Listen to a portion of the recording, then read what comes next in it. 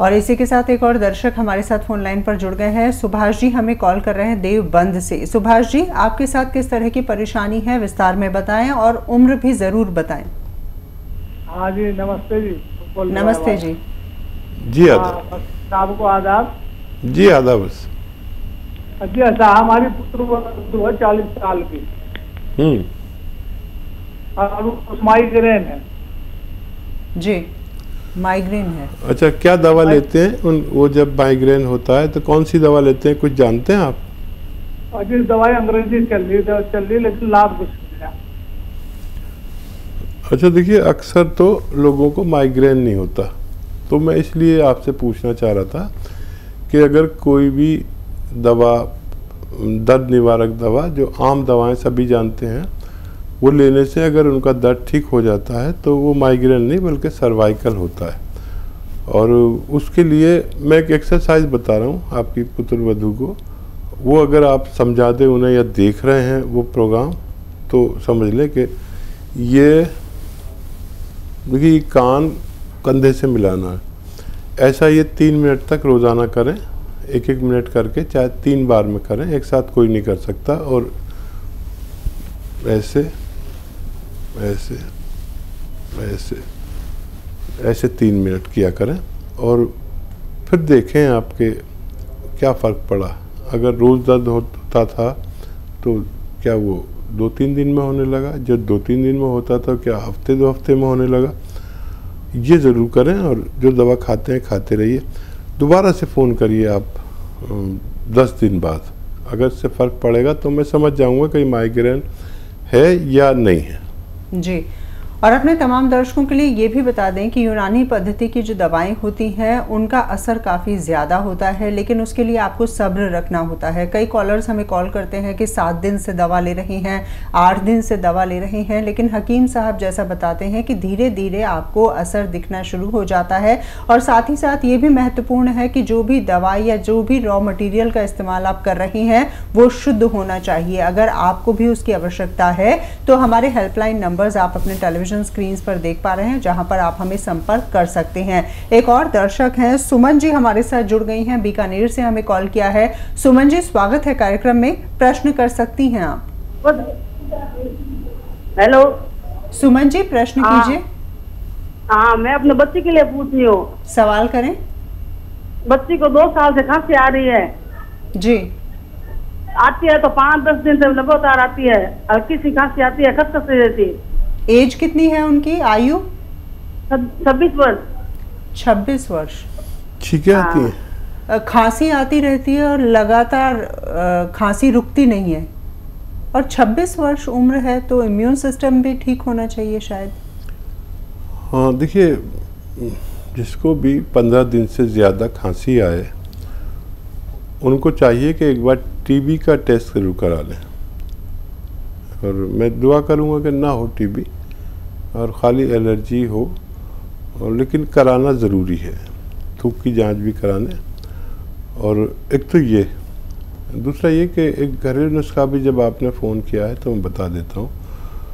और देखिए, सपिस्तान, उन्नाब, अलसी 100 ग्राम और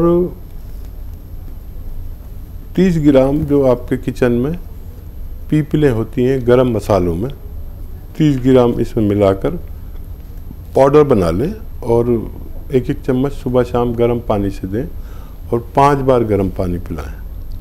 और दवा के तौर पर अगर चाहते हैं तो माजून आर केयर भी 1-1 चम्मच सुबह शाम खिलाने से बच्ची का ठीक होना मुमकिन है। जी, एक और दर्शक इस वक्त हमारे साथ फोन लाइन पर जुड़ गए हैं। किशोर जी ने हमें कॉल किया है जबलपुर से।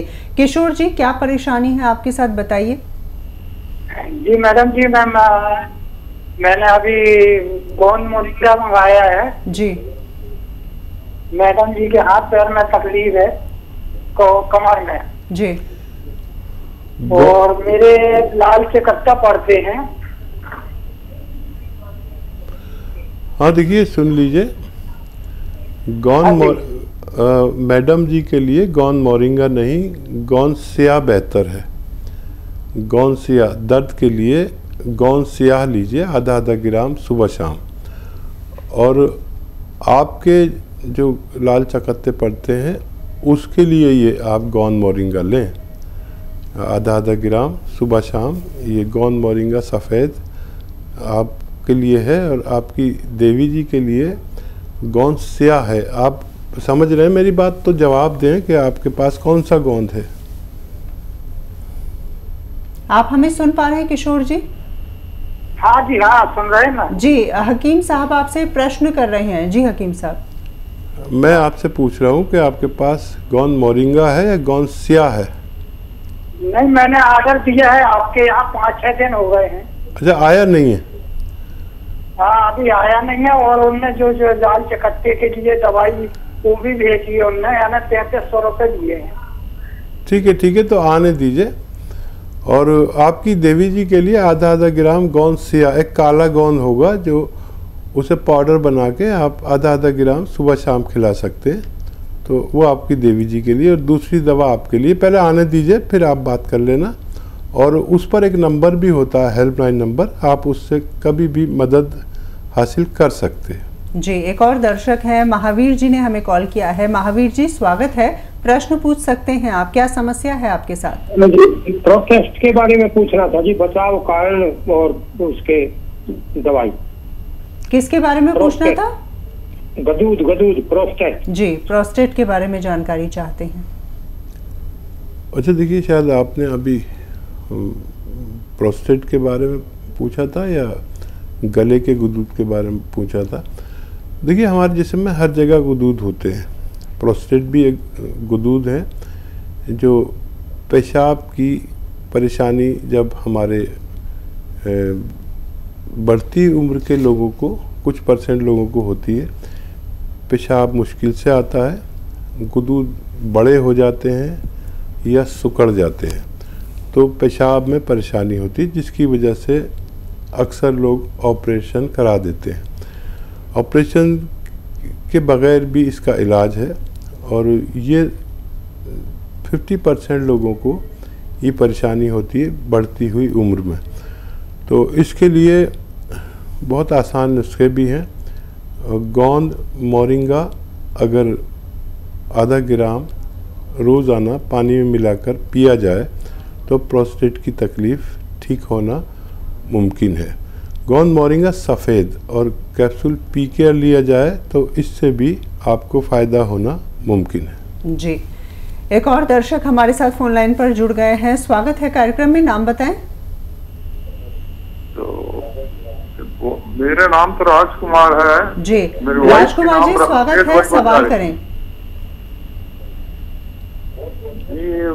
मेरी वाइफ की उम्र 55 वर्ष है और पैर में झुनझुनी और दर्द रहता है कमर से। जी। राजकुमार जी, आम बात है, ये दर्द आम है। कभी आपको हो गया, कभी आपकी पत्नी को हो गया, और ये दर्द बड़ा अजीम है जो हमें और आपको जोड़ता है। देखिए, दर्द की दवाएं जब बेअसर होने लगें, जो भी दवाइयाँ, जो भी इलाज हम करते हैं, तो फिर आखिर में हमें यूनानी की तरफ आना ही पड़ता है। यूनानी एक ऐसा तरीका इलाज है जिससे हम बेशतर ठीक हो जाते हैं। अक्सर मैं एक गोंद बताता हूँ जो जायके में बड़ा कड़वा, देखने में बड़ा बदसूरत, काला सा, ब्राउन सा, लेकिन फ़ायदे में विश्व भर में मशहूर है।